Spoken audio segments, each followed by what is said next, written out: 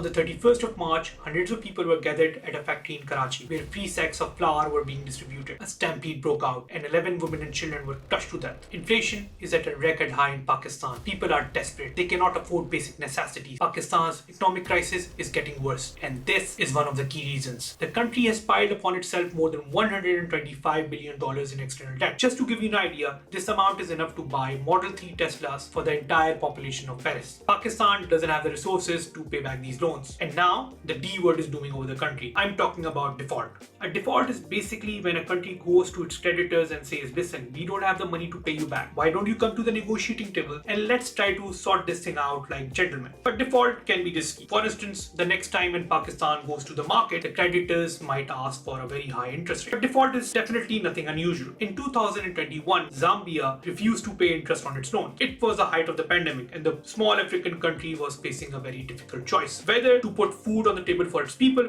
or pay rich creditors like BlackRock. It decided feeding its people is more important. More recently, Sri Lanka defaulted, becoming the first country in the Asia-Pacific region to do so in 2 decades. And do you know which Asia-Pacific country defaulted before Sri Lanka? Well, it was Pakistan in 1999. That was a time when Pakistan was facing economic sanctions because of the nuclear explosions, and the government's finances were under a lot of strain. Pakistan's current finance minister Ishaq Dar is against the idea of any broad default. He says it is against the dignity of the country. Well, somebody should inform the honorable minister about the dignity of the women and children who were killed in the stampede. To understand why default has become such a taboo, I spoke to Shabazadi, who's a former head of Federal Board of Revenue, the government body responsible for collecting taxes. Listen to what he told me. This word as default has become a very, I would say, sensitive word, egoistic word for the Pakistan. But in real sense, when you are not able to pay your debts in time and you reschedule your debts or you actually borrow for repaying in an indirect sense a default. Pakistan is stuck in a vicious cycle of debt where every year it's borrowing more and more money to pay back previous year's loans. To understand the roots of the problem, let's look at Pakistan's national budget, which was announced recently. Budget is basically a document which lays out how much money a government is going to spend in a given year, like paying the salaries of teachers and doctors or constructing new roads. It also shows how much money the government is going to make in the shape of taxes. In the fiscal year, which starts in July 2023 and ends in June 2024, the government estimates it is going to spend around 14.4 trillion rupees or 50 billion US dollars. Its revenues, those taxes, are going to be around half of that. The difference between its expenditures and its revenues is going to be met by borrowing money from the creditors. Now, there are two components of this borrowing. One is domestic and the other is external. Domestic borrowing is basically the loans which the government takes from local banks and financial institutions.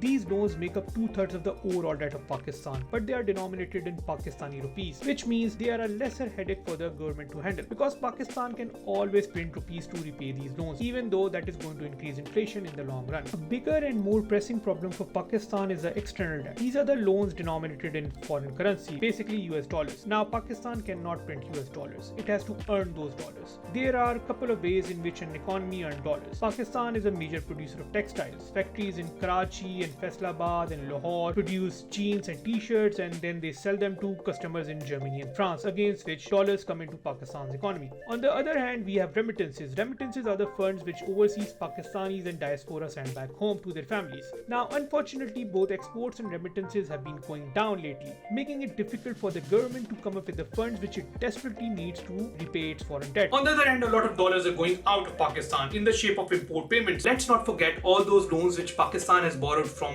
foreign creditors. Those have to be repaid in dollars. Now, let's just take a step back and see why Pakistan is borrowing so much money in the first place. Why is it spending so much more than what it's making? And for that, we have to look at the national budget. The single largest expense of the government is interest payments. More than half of the money which the government is going to spend this year will go towards servicing its loans, which comes to around $25 billion. It's a mind-boggling situation. If you remember, the difference between government's expenses and revenues was around $25 billion. And how will the government make up for this shortfall? It will borrow money from the creditors. And how much money the government is paying back to the creditors? That's the same amount. So it basically means the government is borrowing money from the creditors with one hand and giving it back to them from the other. This leaves very little money to be spent on welfare of people. It also raises a very important question. Where did all the loans which successive governments have borrowed gone? We have neither spent the capital goods nor we have spent on the human resources. So actually our stock of the capital goods and our human resources have depleted. You look at the last 20 years of 2002 to 2022, the capital investment in Pakistan is almost nil. All the money which we have borrowed has been borrowed to finance the budget deficit. Pakistan's Finance Minister Isaac Dar wants everyone to believe that the situation is not so bad, that most of Pakistan's debt is owed to multilateral institutions like the World Bank, IMF, Asian Development Bank, or bilateral creditors like Saudi Arabia and China, which happen to be Pakistan's close allies. For some time now, China and Saudi Arabia have been bailing out Pakistan with loan rollovers, which basically means whenever a loan becomes due, they increase the duration for repayment. But the fact is that Pakistan is spending billions of dollars to repay its debt every year. The deal which Pakistan just signed with the IMF is going to give relief for a little while, but it doesn't address the problem of falling exports and investments. The best Pakistan can do is convince its creditors to reschedule some of the loans. Discussions with the creditors are never easy, as Zambia has found the hard way. Pakistan's case is going to be even more difficult because besides the economic crisis, Pakistan is also facing a political crisis. The party of former Prime Minister Imran Khan is facing a crackdown. TV news channels are not even allowed to mention Imran Khan's name on air. Under these circumstances, why would foreign creditors take Pakistan seriously? How can the Pakistani government go to them and say, listen,